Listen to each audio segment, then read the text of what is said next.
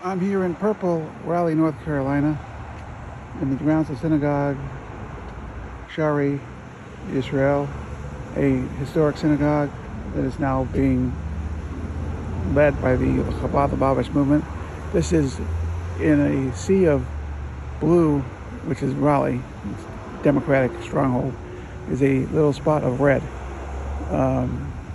In the quorum of 10 men at the prayers that just finished this morning, this is being recorded Wednesday morning, going to be aired on Thursday, or actually Friday, when it's not a holiday for me as in a Jewish Israeli. It's 20 days before the election, and this piece is on the topic of happy versus sad, an election versus election with a lot of contradictions. You have two choices in this election, really, if you want your vote to count, and you count here in North Carolina definitely counts, more than my vote in Missouri does. You got a choice. You've got optimism versus pessimism. Pessimism, Donald Trump says that if he's not elected president this year, 2024, that the state of Israel will cease to exist. I find that to be both obnoxious, insulting, and untrue. Israel has existed almost longer than Trump has been alive, and it's going to exist longer than the memory of Trump will continue to live in our collective consciousness. This is the location that I'm at currently. They are not in any way endorsing this, but they deserve the free publicity. So if you're ever in North Carolina, Eastern North Carolina, and you need some Judaism, or it's hospitality, whatever, this is a great place to stop. On your way to Florida, good place to stop. But the negative things happen if I lose. Is just not my thing. I remember elections when Reagan and Mondale were both optimistic. Mondale said he was going to raise taxes. That was pretty stupid.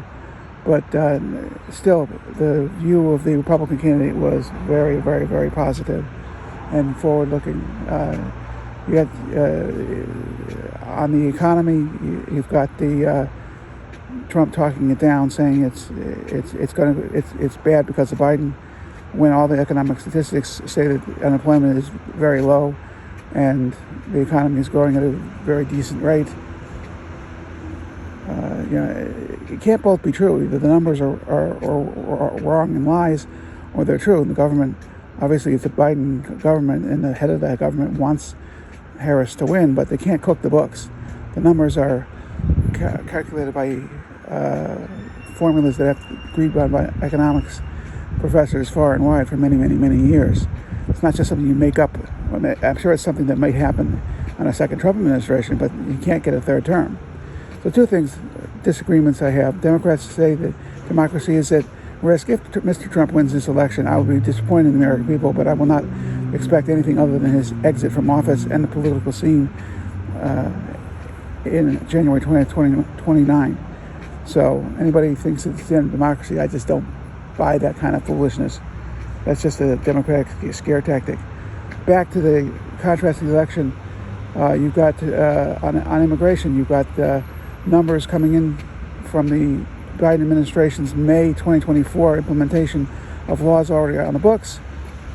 You've got the lowest immigration rate. So if you feel that immigration endangers this country, you don't understand that it actually improves the economy by causing consumption of a lot of goods, cars, housing, etc.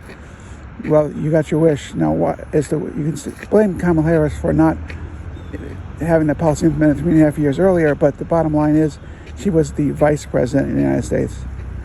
So a little civics lesson here is the vice president can implement the lofty choice of choosing what color jacket to wear or what color shoes to wear, and that's about it.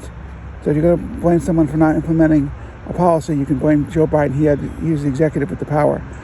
Again, though, immigration is because of the economic growth factor.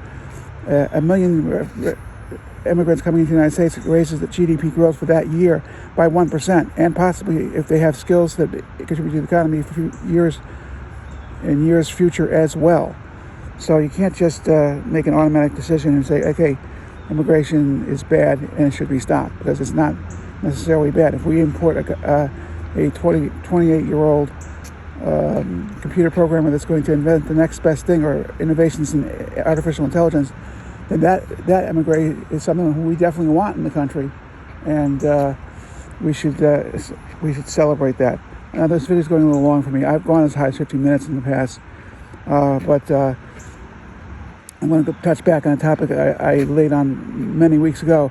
There was a Trump voter who was very, very much against anybody who voted against Trump, who decided that I was evil for having voted for Democrat Biden. Not that my vote mattered in Missouri in 2020, but still.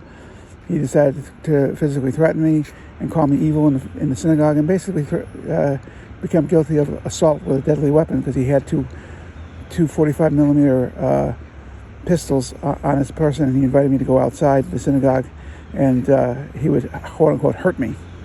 I had the presence of mind not to go outside with him, and he was temporarily banned from the synagogue, but still, some supporters were actually willing to go to violence. So again, if you're supporting the Trump election myth, you are supporting the possibility of violence against people who don't believe that our democracy should be used that way. So again, this is an election of happy versus sad, sunny versus cloudy.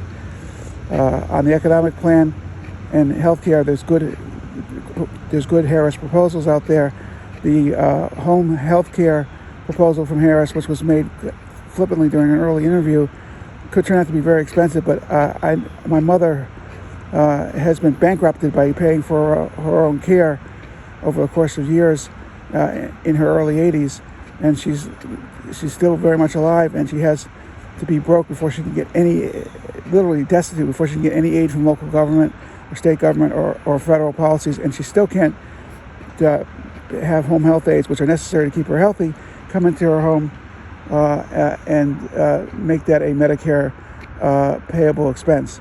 That could be, if it becomes policy, it could become a major factor, and it should influence people's votes, because with the Democratic House and possibly a 50-50 Senate, that's the best outcome I can see from the Senate map right now, more likely 51-49 Republican. But in that situation, it's going to be very hard to get any new plans through the Congress. But again, there's optimism that you can make things better. That, in my opinion, is the position of Kamala Harris. And there's negative things are horrible. Okay, on storm relief, I state strongly and repeatedly, I am in the middle of an area that was hit by the storms. Aid was adequate. I have a friend who's a police officer in Asheville, North Carolina. Aid was on scene and coming on scene before the rain even stopped. Interstate 40 was knocked off of its out in several places and fell into the river valley below. And federal money and crews and engineering staff are already on the scene, planning the rebuilding of that highway, and construction of two of the lanes has actually begun, according to North Carolina DOT. So when you hear these rumors about Storm 8 not getting to Orlando, not true. Power outages were, in general, very brief from the storm. There was water and supplies in Orlando, in Tampa, before the storm hit. The Biden response to the storms, in the view of the Republican governors of Florida, South Carolina, North Carolina is a Democrat, Georgia is a Republican, Tennessee is a Republican, have all given resounding endorsement to the Biden administration delivering hurricane aid on time and where it was needed. So if you're going to be pessimistic about aid, at least you should be truthful about aid. The aid after the storm is a government story of government doing exactly what government's supposed to do, and that's why we should support someone who wants to make government work for us instead of tear it down and make lies about it. So that's the end of this video. If you like this content, this is almost 10 minutes longest video in quite some time. Please subscribe, share it with your friends.